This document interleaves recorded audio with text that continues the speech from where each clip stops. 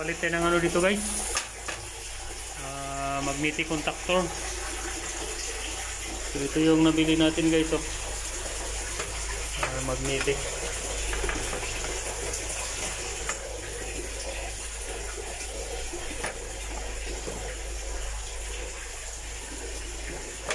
Ito yung kanyang brand, Mitasol. Made ano to guys, Korea.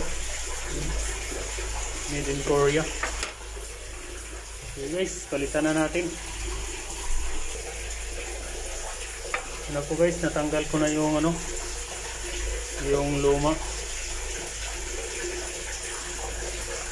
Ano po guys, hindi magkaralgal pag makontak. Yung hindi na gano makontak yung kanyang iron core. Pero sisikin ko to guys, baka ano lang siya, pwede siyang liyahan, pero ano na rin dahil matagal na to guys eh. 2020 ba to guys eh. So ito guys, nailagay ko na. Hindi ko na na-videoan guys dahil wala man tayong taga-video, saka delikado, baka mahulog yung cellphone natin dyan. Testing na natin guys.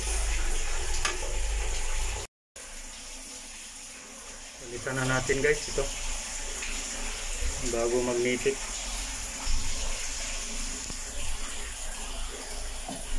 Testing na natin guys. So taas na po yung level ng tubig guys. Level ng ano guys ba? Guys ba? Yung sewage guys ba? Galing ano to guys? Comfort room. So i-testing muna natin dito guys kung okay ba yung kanyang contact.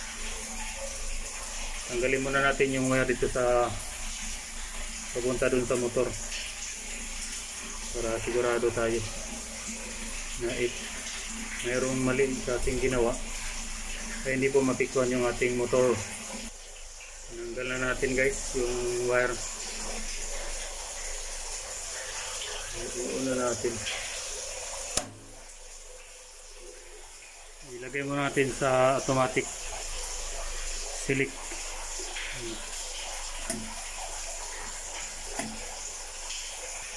So ito na po guys, pumalo yung magnetic guys oh. Dahil naka-automatic siya guys. Mandar yung ating ano. Pero yung pump guys, hindi to gumagana dahil tinanggal mo natin yung kanyang linya. So papalipatin natin sa kabila guys ah. Ano natin, off natin. Ayan. Kabila, diba? Ito naman off. Okay. Kanyang manual position, i-testing natin. So ilagay natin sa manual. Detail din yung start. Sumalo guys, diba? So stop. Ang kabila naman start. So ito yung pumalo, ito yung kumontak. So stop, start, stop, start, stop. So ito guys, off muna natin. Ikabit na natin yung ano guys, yung wire na papunta sa motor. Ito guys, naibalik na natin. So hilahin muna natin, baka maluwag. Kailangan mahigpit na mahigpit siya guys para hindi magkaroon ng loss connection. Okay guys, itong kabilang magnetic kasi guys, yung isang pump ay may ano, yung diferensya pa. Effective na siya guys. So para mag-automatic pa rin siya guys, kaya natin ang jumper. Tinanggal natin ito, jumperan natin para itong pump 1 pa rin yung gumagana. Pag contact nitong magnetic contactor number 1, so pag naubos na yung tubig, pag tumaas na naman yung tubig, Ito namang contactor number 2 yung gagana. Okay, testing na natin. Ito na natin. So, lagay natin sa automatic. Okay.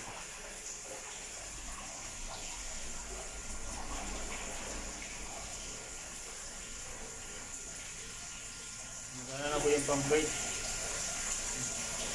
Okay, makita. Ito yung gumpalo guys, di ba? Pump 1. Yung magnetic 1. Off natin ha. Yung papalo nito sunod guys, itong ito. Ayan.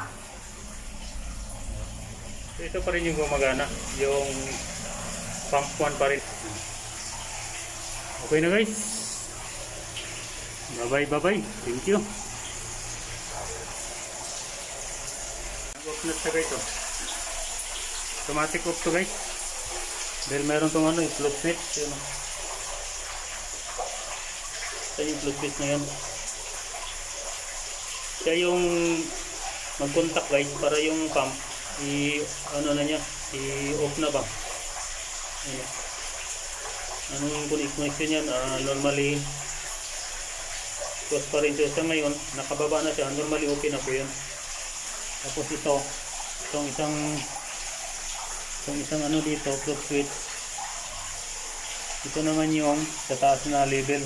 Yan naman yung mag-contact pag tumaas na yung tubig dyan guys.